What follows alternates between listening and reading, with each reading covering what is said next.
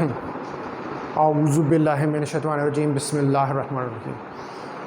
अस्सलामु अलैकुम वरहमतुल्लाहि वबरकातुहू। डियर स्टूडेंट्स, आज हमारा जो एक टॉपिक रह गया हुआ है इसका EMT2 का उसको हमने कंप्लीट करना है और मंडे से फिर इंशाल्लाह ताला जो है वो आपके टेस्ट शुरू कर दूंगा। तो मैं चाह रहा था कि ये ताकि मंडे को जब आप आएँ तो आप टेस्ट दें, लिहाजा मैं चाह रहा था कि इसको हम आज जो है वो कंप्लीट कर लें इस लेक्चर को। तो शुरू करते हैं हम फिर EMT2।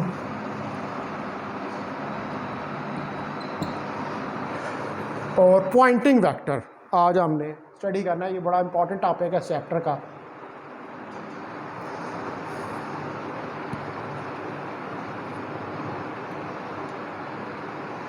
Poynting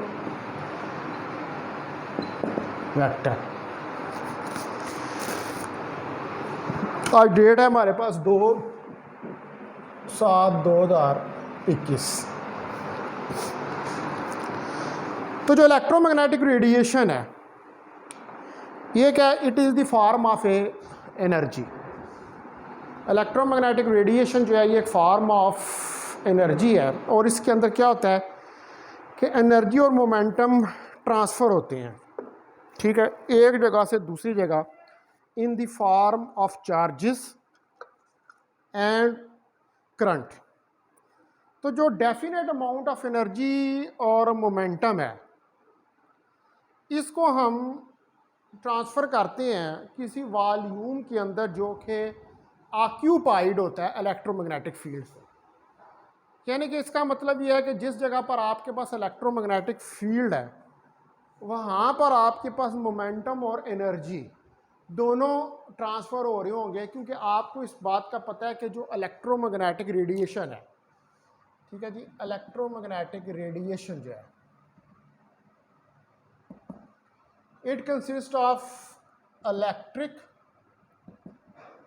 and magnetic field. ये इलेक्ट्रिक और मैग्नेटिक फील्ड पे मुश्तमिल है और ये इलेक्ट्रिक और मैग्नेटिक फील्ड जो हैं ये एनर्जी को स्पेस के अंदर जो है वो ट्रांसफ़र करते हैं। अब हमें इस बात का पता है कि जो मैग्नेटिक फोर्स है F that is equal to Q into V cross B। यह आपने फार्मूला पढ़ा हुआ है मैग्नेटिक फोर्स का, जो किसी चार्ज पार्टिकल के ऊपर एक्ट करती है किसी पर्टिकुलर डायरेक्शन के अंदर। और आपको पता है कि जो मैग्नेटिक फोर्स होता है इसकी वजह से जो वर्क डन होता है वो ज़ीरो होता है। उसकी वजह ये है कि मैग्नेटिक फोर्स जो है that is always a deflecting force, ठीक है। तो W ज़ीरो होता है as magnetic force is a deflecting force. तो क्या मैग्नेटिक फोर्स जो है वो एक डिफ्लेक्टिंग फोर्स है और ये कोई वर्क डन नहीं करती चार्ज पार्टिकल के ऊपर। लेकिन जो इलेक्ट्रिक फोर्स होती है that is equal to F is equal to QE। Electric force जो है ये वर्क डन करती है, it will do the work done. ये जो है ये हमारे पास वर्क डन करती है क्योंकि ये किसी पर्टिकुलर डायरेक्शन में होती है और ये जब एक्ट करती है किसी ऑब्जेक्ट के ऊपर तो ये उसको उस डायरेक्शन में उसका डिस्प्लेसमेंट कवर करवाती है। तो इसका मतलब है कि फिर जो सिर्फ फोर्स इन्वॉल्व है एनर्जी के ट्रांसफ़र के अंदर, वो कौन सी फोर्स इन्वॉल्व है? वो सिर्फ इलेक्ट्रिक फोर्स जो है वो इन्वॉल्व है, क्योंकि इलेक्ट्रिक फोर्स की वजह से वर्क डन जो है वो ज़ीरो होता है। क्योंकि मैग्नेटिक फोर्स की वजह से वर्क डन ज़ीरो होता है, इसलिए मैग्नेटिक फोर्स जो है वो एनर्जी के ट्रांसफ़र में अपना किरदार अदा नहीं करती। तो जो पावर ट्रांसफर्ड होती है फील्ड के अंदर किसी भी डिस्प्लेसमेंट में, ठीक है, तो उसको हम राइट डाउन कर सकते हैं। पावर का आपको फार्मूला पता है कि dP is equal to dF over dt, Newton second law in terms of momentum, ठीक है। और हम यहाँ पर इसको लिख सकते हैं D P is equal to D over D T F dot D R, और एफ की वैल्यू यहां पर रखें तो D over D T Q E dot D R, ये हमारे पास आ जाएगा Q E dot D R. और इसको हम राइट डाउन कर सकते हैं कि D P is equal to D Q over D T, और यहाँ पर इसको हम लिख सकते हैं E dot I D x, अगर एक ही डायरेक्शन में ले लें, ठीक है ना। ये तो थ्री डायरेक्शन में, मैंने इनमें से एक डायरेक्शन जो है D Q over D T E dot I D X जो है उसको चूज कर लिया, ठीक है डियर स्टूडेंट्स। तो ये हमारे पास पावर ट्रांसफर्ड आ रही है, ठीक है, ये पावर ट्रांसफर्ड आ रही है। और इस पावर ट्रांसफर्ड के अंदर देखें आप सिर्फ इलेक्ट्रिक फील्ड को यूज जो है वो कर रहे हैं, ठीक है। मैग्नेटिक फील्ड जो है क्योंकि उसकी वजह से वर्क डन जीरो होता है, इसलिए हम उसकी कंट्रीब्यूशन जो है वो नहीं ले रहे। अच्छा, अब हम इसको फर्दर सॉल्व करते हैं। तो आप देखें कि हमारे पास जो D P over D P जो है ये D Q over D T E I D x के बराबर आ गया। तो मैं अगर इसको ओपन कर दूं इस टर्म को, ठीक है, इस टर्म को अगर मैं ओपन कर दूं तो आप देखें कि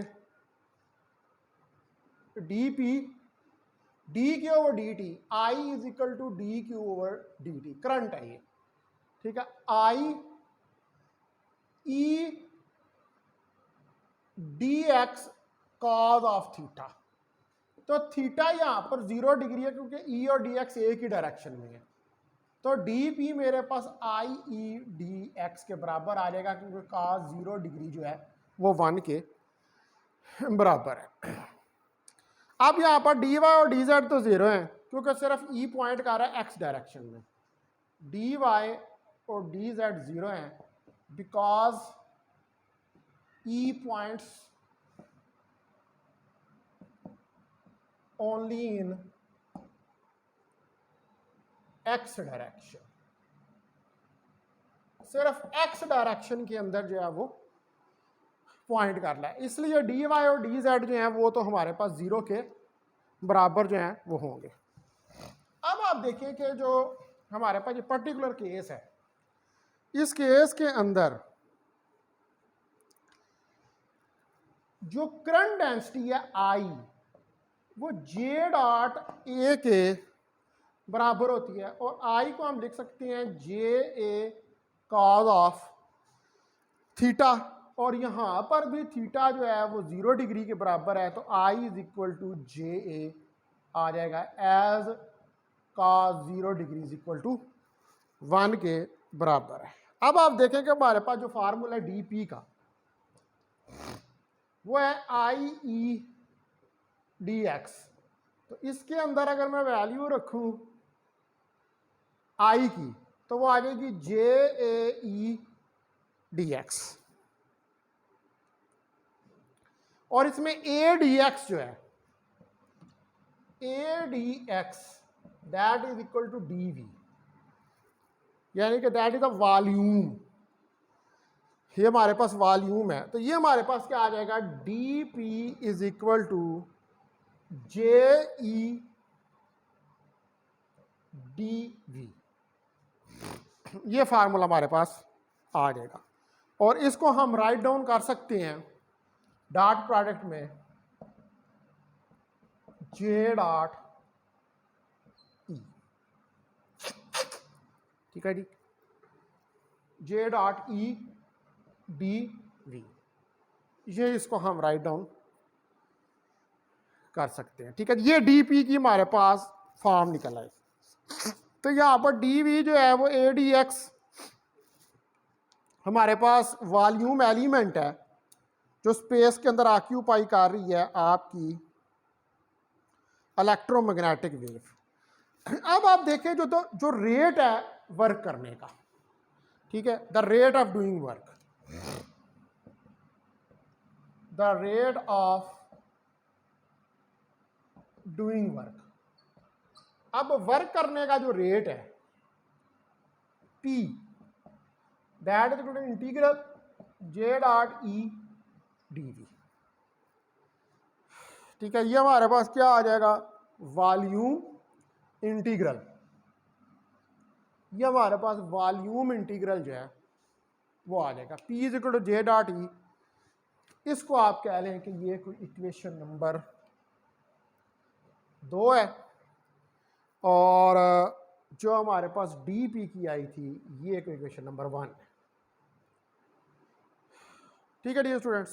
तो अब आप देखें कि जो हमारे पास रेट है इलेक्ट्रोमैग्नेटिक एनर्जी का, ये रेट इलेक्ट्रोमैग्नेटिक एनर्जी का जो कन्वर्ट होगा मैकेनिकल या थर्मल एनर्जी के अंदर, और इसका ये जो कॉरस्पॉन्डिंग रेट है इसकी वजह से decrease of energy electromagnetic rays में फील्ड्स के अंदर, वो इन रेजोनेंस होगी with law of conservation of energy. यानी कि इसका मतलब ये है कि यहाँ पर अगर इलेक्ट्रोमैग्नेटिक रेडिएशन जो है उनकी एनर्जी में डिक्रीज आ रही है, लेकिन इसको कंपनसेट करना है क्योंकि हमने law of conservation of energy जो है उसको होल्ड करवाना है। आपको इस बात का पता है कि जो law of conservation of energy होती है वो हर सूरत में हमने होल्ड करवाना होता है, ठीक है। तो अगर इलेक्ट्रोमैग्नेटिक रेज के अंदर डिक्रीज भी आ रही है उनकी एनर्जी में, यानी कि उनकी एनर्जी में डिक्रीज का मतलब ये है कि जो पावर है, जो पावर रेट जो डेसीपेट हो रहा है, तो जब पावर डेसीपेट हो रही है तो वो मैकेनिकल एनर्जी या थर्मल एनर्जी के अंदर कन्वर्ट हो रही है, ठीक है। तो एनर्जी जो होती है वो एक फॉर्म से दूसरी फॉर्म में कन्वर्ट हो जाती है, उसको हम ना डिस्ट्रॉय कर सकते हैं ना क्रिएट कर सकते हैं, तो वो कन्वर्ट तो हो रही है एक फॉर्म से दूसरी फॉर्म के अंदर, उसका रेट जो है एनर्जी का कन्वर्ट हो रहा है। इसका मतलब है कि law of conservation of energy को यहां पर होल्ड करना पड़ेगा, ठीक है। अच्छा, अब आप देखें कि हमारे पास जो मैक्सवेल्स इक्वेशन है, फोर्थ मैक्सवेल इक्वेशन, वो क्या है, वो है del cross B is equal to mu naught J plus mu naught epsilon naught curly E over curly T. ये फोर्थ मैक्सवेल इक्वेशन। यहां से आप जे की वैल्यू अगर निकाल लें तो वो क्या आएगी, 1 over mu naught del cross B minus epsilon naught curly E over curly T. ये जे की वैल्यू आ जाएगी। इस वैल्यू को पुट कर दें आप इक्वेशन नंबर 2 के अंदर, यानी कि जो ये पावर की इक्वेशन है, तो V जे डॉट ई, अब ये जे की वैल्यू है 1 over mu naught del cross B minus epsilon naught curly E over curly T dot E D V.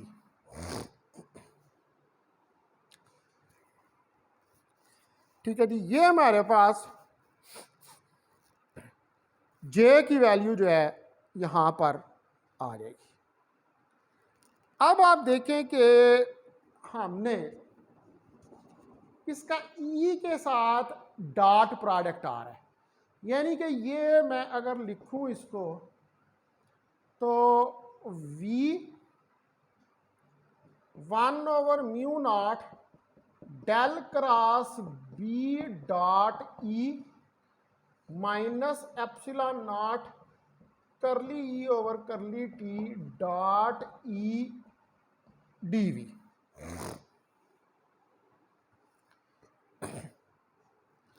ये मेरे पास जो है ये इक्वेशन आ जाएगी। ठीक है, अब हम यहां पर एक वेक्टर आइडेंटिटी यूज करेंगे, del dot A cross B that is equal to del cross A dot B minus del cross B dot A. ठीक है, तो इसके मुताबिक del dot E cross B मेरे पास आ जाएगा del cross E dot B minus del dot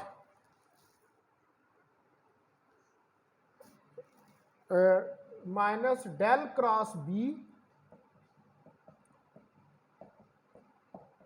dot E.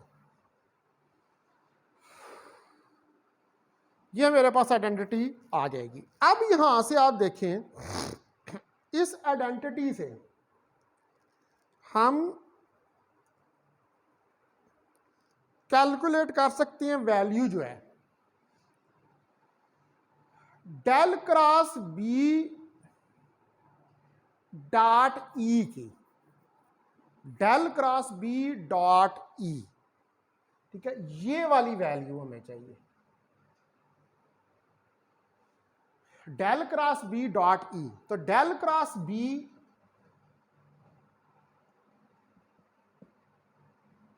Dot E is equal to, इसको इस तरफ ले आए और इसको उठा के इस तरफ ले जाएं, तो ये आ जाएगा हमारे पास del cross E dot B minus, ये उस तरफ चला जाएगा, तो del dot E cross B.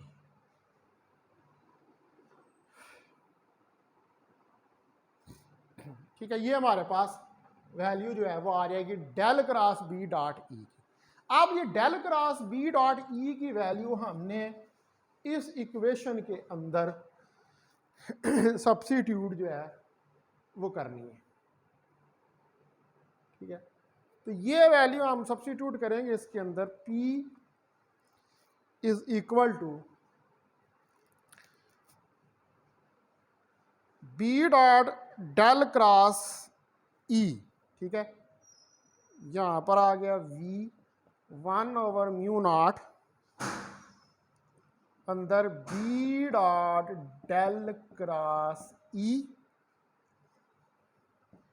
B dot del cross E minus del dot E cross B. ठीक है जी, और ब्रैकेट बंद, D V minus epsilon naught E V curly E over curly T D V. ये हमारे पास equation आ जाएगी identity को put करने के बाद। अब आप इसके अंदर यूज करें del cross E is equal to minus curly B over curly T इसी इक्वेशन के अंदर।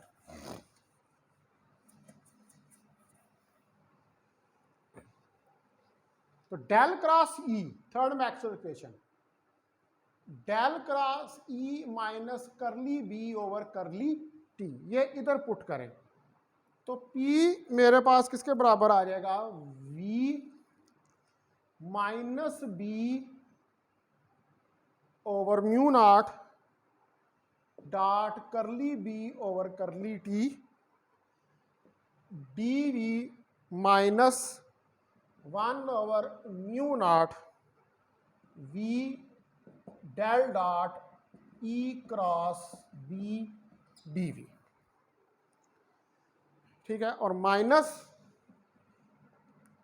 Epsilon naught E curly E over curly T D V volume integral.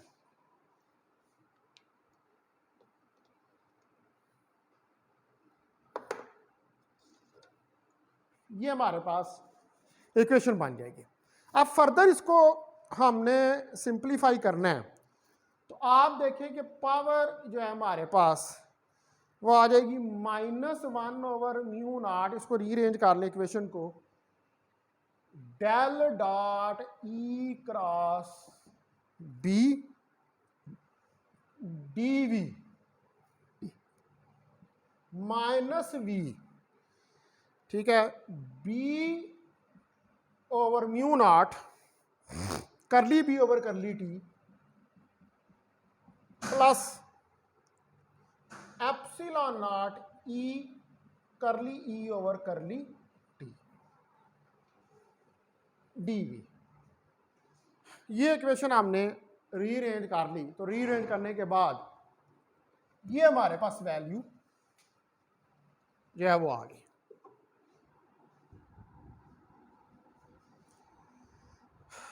ठीक है जी स्टूडेंट्स, अब आप इसको फर्दर जो है वो सिंप्लीफाई करें, तो इसको फर्दर सिंप्लीफाई करते हैं। आप देखें कि P minus 1 over mu naught V del dot E cross B D V minus V curly over curly T common निकाल लें, 1 over 2 B square over mu naught plus 1 over 2 epsilon naught E square D V, ये हमारे पास आ जाएगा। करली over curly T को हमने उसमें से कॉमन जो है वो निकाल लिया। अब इसको इंटीग्रल से बाहर लेके जाएंगे तो जो फुल डेरिवेटिव बन जाएगा, del dot E cross B minus D over D T into 1 over 2 B square over mu naught epsilon naught E square D V. उसको बाहर ले आया तो वो फुल डेरिवेटिव जो है वो हमारे पास बन जाएगा।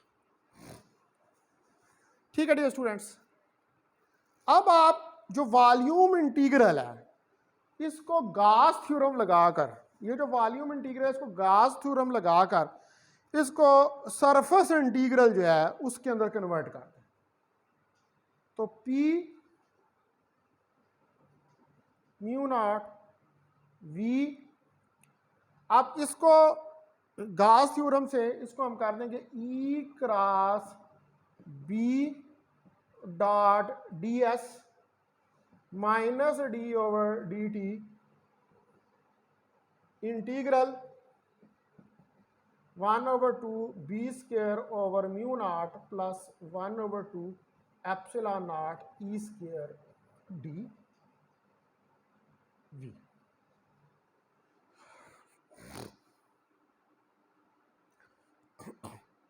ये हमारे पास इक्वेशन की फॉर्म जो है वो बन जाएगी। अब ये जो सरफेस इंटीग्रल है ये पूरे वॉल्यूम के ऊपर एक्सटेंड हो रहा है, इसलिए हम ये जो सरफेस इंटीग्रल है, अगर हम ये कंसीडर करें कि ये जो सरफेस इंटीग्रल है ये बहुत बड़ा लार्ज वॉल्यूम को बाउंड कर रहा है, तो फिर चूंकि ये बहुत लार्ज वॉल्यूम को बाउंड कर रहा है इसलिए ये फिर हम ये कह सकते हैं कि इट विल वैनिश। ठीक है, चूंकि बहुत बड़ा लार्ज वॉल्यूम है उसको ये कर रहा है, तो हम कहेंगे कि ये वाला जो पार्ट है इसके अंदर से ये वैनिश हो जाएगा, ख़त्म हो जाएगा। ठीक है, तो हमारे पास जो है वो लार्ज वॉल्यूम ऑक्यूपाइड करने का मतलब कि सरफेस एक बहुत बड़ा वॉल्यूम कर रही है ऑक्यूपाइड, और वो वॉल्यूम जो ऑक्यूपाइड कर रही है हम उसको डिस्क्राइब नहीं कर सकते, लिहाजा हमने चूंकि वो डिस्क्राइब नहीं हो रहा इसलिए हमने इस टर्म को यहां से वैनिश कर दिया, खत्म कर दिया। तो पावर हमारे पास D over D T 1 over 2 B square over mu naught plus 1 over 2 epsilon naught E square D V, ये टर्म हमारे पास बच जाएगी। अब ये पूरा जो इसके अंदर है ये वाला, ये U है, energy density U 1 over 2 B square over mu naught plus 1 over 2 epsilon naught E square. इसका मतलब है कि P हमारे पास minus D U over D T के बराबर आ गई। ठीक है, ये सारा हमारे पास एनर्जी है। तो हम ये कह सकते हैं कि हम ये वाली जो इक्वेशन है इसको यूं भी लिख सकते हैं, अगर मीडियम की बात करें तो 1/2 B dot H plus D dot E D in case of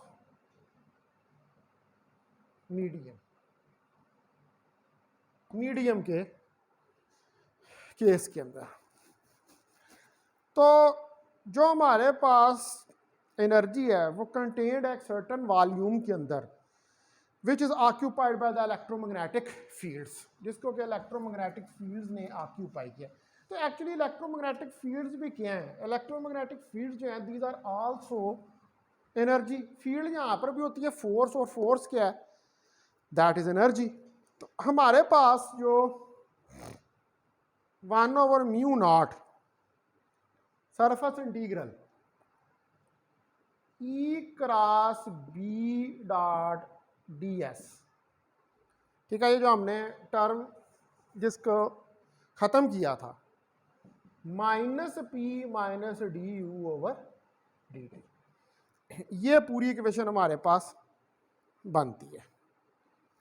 तो ये इंटीग्रल जो है ये हमें ये बताता है कि जो rate of gain of energy है चार्जेस से, उसी तरह जो rate of decrease of energy है विद इन सरफेस, ठीक है, ये एनर्जी जो है आप गेन कर रहे हैं और ये एनर्जी आप लॉस कर रहे हैं, ठीक है, ये एनर्जी आप गेन कर रहे हैं, ये एनर्जी आप लॉस कर रहे हैं। तो ये क्या है? इट इज अकॉर्डिंग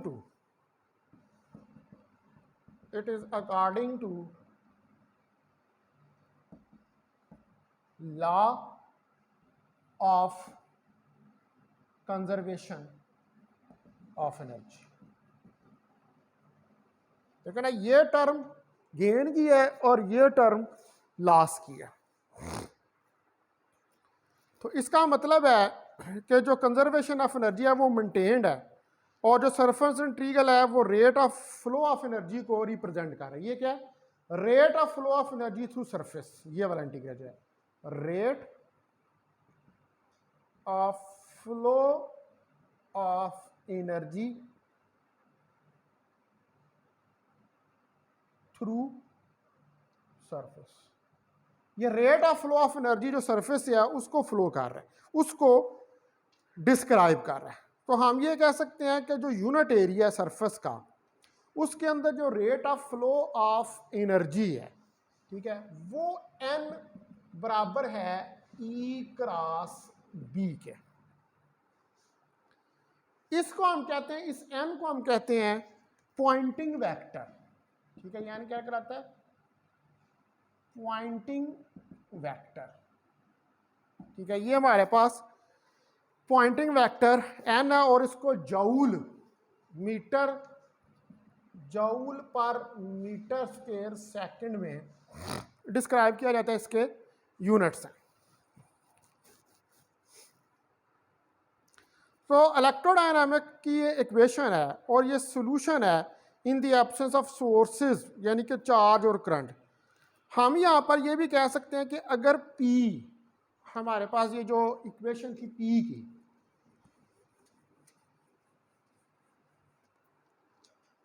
ये P J dot E D V, अगर ये 0 के बराबर है, ठीक है, अगर ये 0 के बराबर है तो फिर हमारे पास जो इक्वेशन है